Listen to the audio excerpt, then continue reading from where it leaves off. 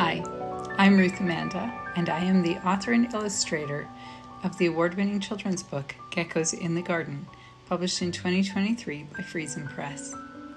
I am also the creator of two additional books, also being released by Friesen Press in 2023, called There's a Seagull on My Sailboat and There's a Buzzard on the Balcony. Let's talk finding your voice as a writer.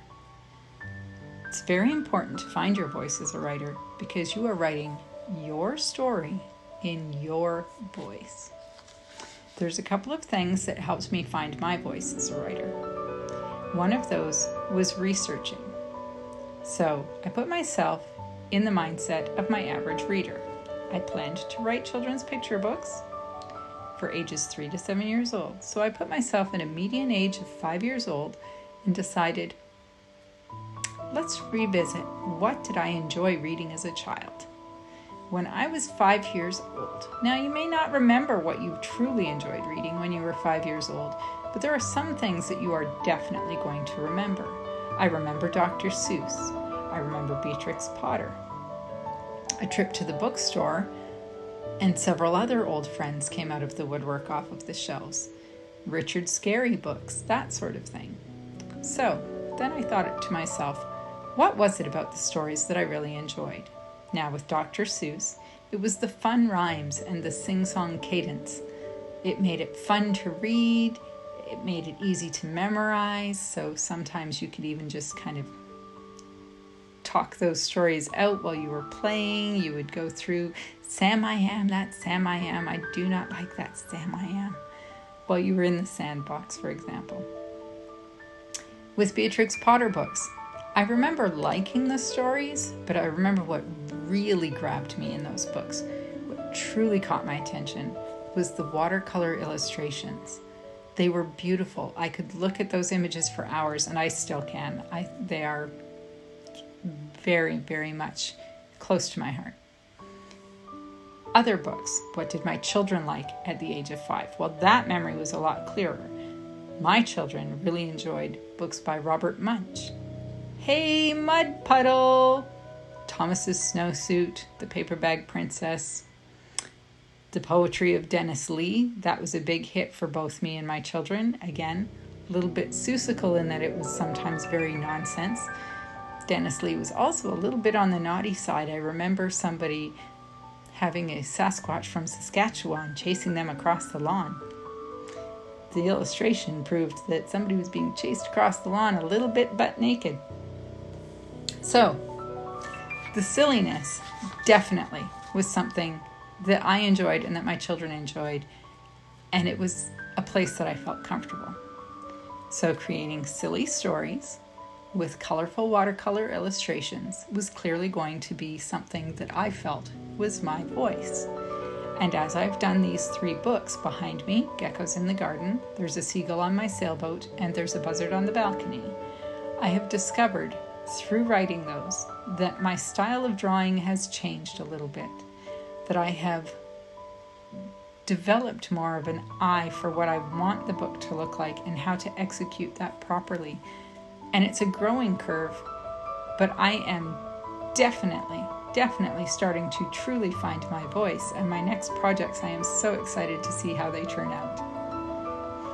Now, one of the next things was to take advice from others, and that advice, and I got it from teachers, I got it from parents, and I got it from editors, was write what you know.